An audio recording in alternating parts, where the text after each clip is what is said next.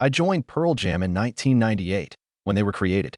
I did my best to meet their needs, try my best, and trust my instincts. Matt Cameron is a pillar, not a star. Matt Cameron stood in the backdrop, where there were no lights, no applause, simply the constant thud of drums like a lost generation's heartbeat. Kurt Cobain, Chris Cornell, and Eddie Vedder lit up the grunge world. He never shouted his pain, preached his ideology, or waved for attention. But his precise, incisive, and quiet strikes lay the groundwork for an entire cultural movement screaming outcry. Matt, one of the few members of Soundgarden and Pearl Jam, two of the 90s most recognizable bands, never sought attention. He wanted only the truest music to unite everything. His presence stood out in a world where drummers are generally background performers. He was the heartbeat and foundation for those in charge. How can a silent person understand a generation? How can a silent man symbolize loyalty, tranquility, and musical endurance? Matt Cameron's tale isn't loud. As always, he listens quietly yet irreplaceably. Early life. Matt Cameron was born on November 28, 1962, in San Diego, California, a laid-back coastal city with pleasant weather and gentle Pacific surf. Instead of rebellious music, the family had no artists, no music legacy, no makeshift garage studio, and no pricey drum gear in the living room like many rock prodigies' childhood stories. Matt was different. His early obsession was drumming, not dazzling guitars or charismatic vocals, but the raw, rhythmic hounding of classic rock bands like Led Zeppelin, Rush, and Kiss on the radio. Matt started drumming at 13, without textbooks or instruction, just instinct. His parents erected a soundproof section in the house to keep the neighbors from going crazy from his continuous practicing. He joined school bands and played local bars. Music was the only thing that kept him grounded and let him escape adolescence. Interestingly, Matt sung on local television before becoming a drummer. He parodied puberty love on Youth in Trouble at 17. It was silly, awkward, and nothing like the cool, stoic drummer he would become. However, that moment showed Cameron's nature. Never afraid of looking dumb, he didn't conform or impress. After high school, he moved from San Diego to Seattle, a city that was quietly cultivating a new music scene. Matt didn't seek stardom. He went because he needed to. Seattle seems to attract musicians who aspired to develop new music. He played for any band that paid gas with a beat-up drum kit and a few sketchy connections, working in machine shops. When Matt Cameron knew he was in grunge, history is unknown. Perhaps everything came into place when he put down his first beats during a 1986 Soundgarden tryout. But what is known is that those solitary years of quiet childhood, self-reliance, and uncompromising devotion to his craft converted a drum-obsessed San Diego youngster into the quiet heartbeat of an entire musical age. Early career. Matt Cameron arrived in Seattle in the early 1980s unaware of a cultural earthquake. Originally, the city was a haven for eccentric musicians. Distorted guitars boomed from damp garages and unidentified drummers banged into the night. Matt played with everyone because the music sounded like him, quiet, strange, and openly disinterested in impressing anyone. He joined Skinyard, a grunge pioneer, in 1985. Though short-lived, Skinyard produced numerous musicians who would later shape music history, and Matt rapidly became regarded as a competent drummer in the underground scene. Soundgarden, a burgeoning band recognized for their powerful, complicated, emotionally charged sound, soon asked him to audition. Cameron joined the group in 1986. It wasn't only his turning point. Seattle's music changed drastically. Matt combined prog rock technique with punk fervor. Unlike most rock drummers who played loud for attention, Cameron's drumming established the beat from Ultra Mega OK 1988 to Louder Than Love 1989, and notably Nasty Motorfinger 1991. Chris Cornell's vocals impact harder with his rhythms, made Kim Till's riffs rougher and more chaotic. Soundgarden had become America's largest rock band by 1994, when Super Unknown topped the charts. People finally noticed the silent drummer in the back, whose playing could cut glass. Matt continued beyond Soundgarden. His side ventures included Hater during touring and recording pauses. He tried raw garage rock. In Wellwater Conspiracy, he unexpectedly became lead vocalist. Matt Cameron was no longer the stoic drummer, but a dynamic musician who played several instruments, penned lyrics, and arranged sounds, proving he was more than just a famous band drummer. Matt Cameron's early career was unmemorable, not with headlines or scandal, but with drumming that hit like Seattle rain, quiet but deep enough to sink into your bones. He honed himself in the shadows. Career success. In 1997, Soundgarden split. A lengthy, strenuous run left tiredness and calm disillusionment, not scandal or yelling matches. Matt Cameron stopped abruptly. Soundgarden was more than a band for almost a decade. He defined himself, his music, his familial connections there. A second door unexpectedly opened as his career seemed to be stalling. The Pearl Jam called. In March 1998, Pearl Jam drummer Jack Irons abruptly quit due to health difficulties days before the Yield album tour. Eddie Vedder suggested Matt Cameron as the band struggled to decide. In addition to being an old buddy, he could handle the dynamics of a particularly difficult ensemble. Neither Matt nor anybody else expected him to stay. He considered himself a few-show drummer. But after a few rehearsals, everything clicked. He fit in without trying. As if Pearl Jam always lacked Matt Cameron and no one noticed until now. From interim fill-in to official member. Beyond touring, he wrote, recorded, and shaped Pearl Jam's sound. Binaural 2000, Riot Act 2002, Pearl Jam 2006, Backspacer 2009, Lightning Bolt 2013, and Gigaton 2020 all feature Cameron's calm, crisp, neatly connected drumming that supported Vedder's emotionally driven lyrics and kept everything from falling apart. Success followed success. Pearl Jam was inducted into the Rock and Roll Hall of Fame in 2017, one of the few rock bands to maintain artistic integrity and loyalty. Matt, who arrived last, was one of its most reliable pillars. Soundgarden's reunion was likely the biggest surprise. Call from Chris Cornell. A fresh album and tour were desired by the former band after 13 years. Matt did something unprecedented. He became both grunge icons' official drummers. He recorded King Animal with Soundgarden in 2012, their first album in almost a decade. Though heavy, the sound was more grounded, polished, and mature. Matt was the only link between youth screams and Survival's measured hits. Matt Cameron had to weather two storms in the fragile music industry. Kept a cool head, warm heart, and steady hands. He never needed fame. He just needed to keep the rhythm and let the music speak. Loss, turmoil, and calm resilience.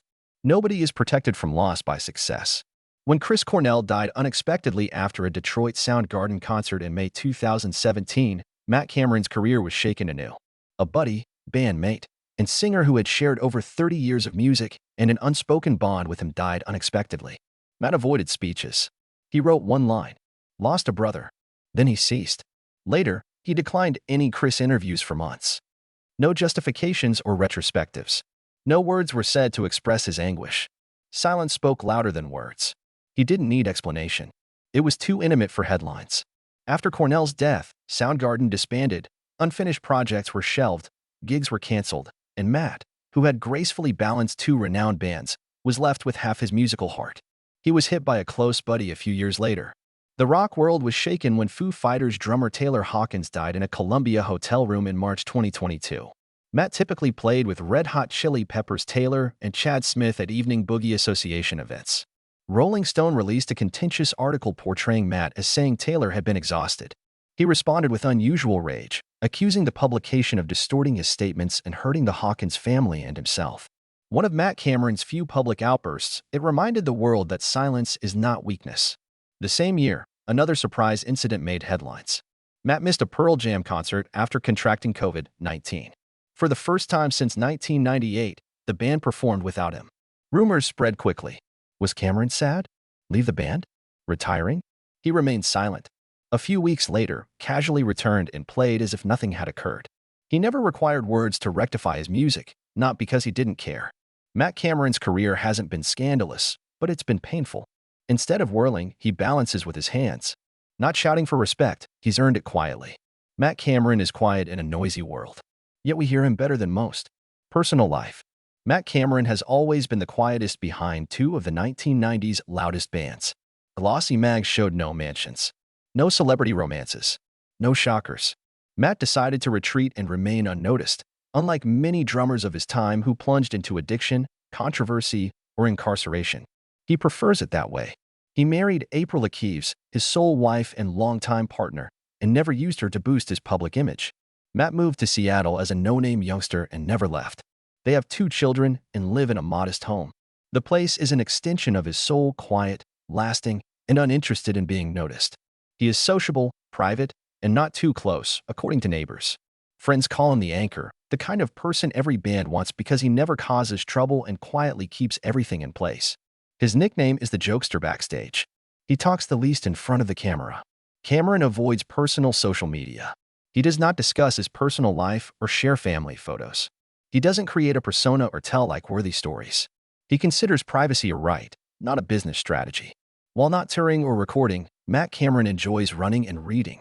Kafka and Albert Camus, writers of absurdity, silence, and meaningless individuals, are his favorites, he said in a rare interview.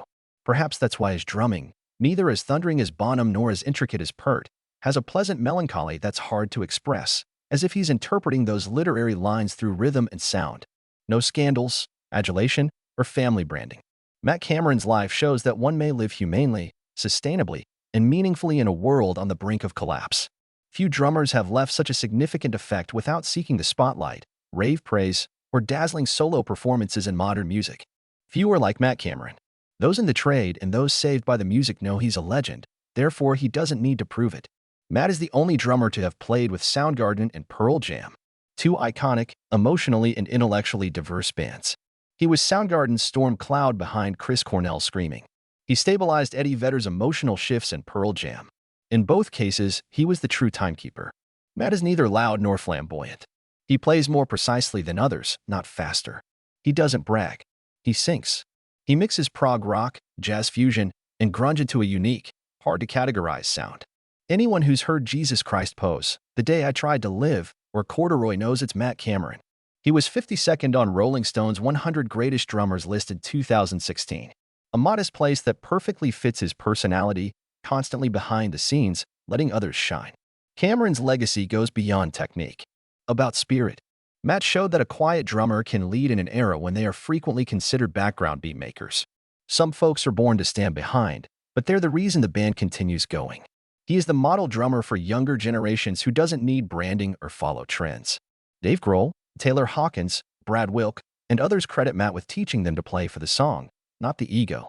His greatest impact is that, not in rankings or charts, but in thousands of young drummers' musical choices worldwide.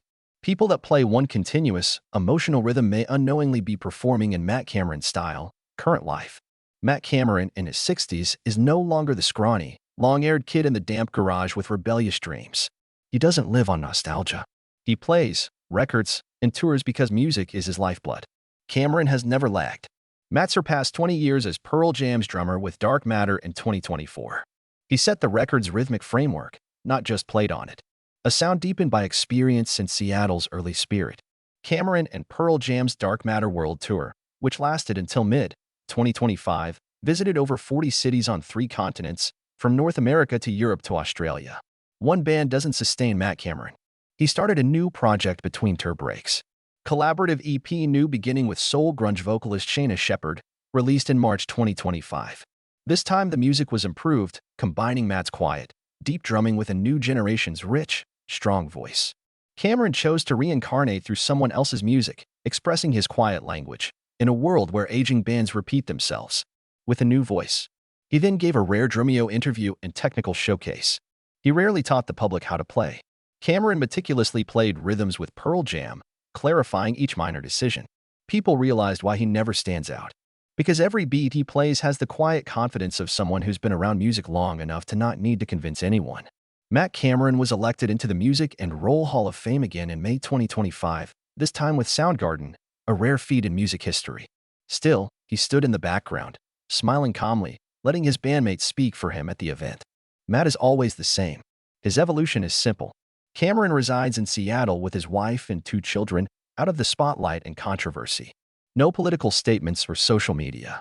He still runs early in the morning and spends evenings in a small home studio where ideas come to life without light. Matt Cameron no longer hopes to succeed through music. He returns there, seeing it as a home, heartbeat, and part of himself. Matt Cameron never had to be the first on stage. He never stays for the final bow and the applause. For nearly 40 years, he stood behind the amplifiers, drum kit, and spotlight, free space. He has saved a generation from disaster from that tranquil area. He didn't reinvent rock, but he kept rock from falling. He doesn't preach art, but lives it by being committed to it. Matt Cameron is a unique example of endurance, honesty, and stillness in a trend-driven world. He said, "I don't play drums for attention. Playing lets others fly." Yes, he held the beat so Chris Cornell could scream without falling, that Eddie Vedder could sing the toughest truths, and that Pearl Jam and Soundgarden might last decades. Matt Cameron survives in an era where missed tours put people out of the spotlight. Not because he strove to survive, but because he never changed. And you? Rock music. Have you noticed the drummer in the back? If so, Matt Cameron may have kept you in rhythm without your knowledge, like many others.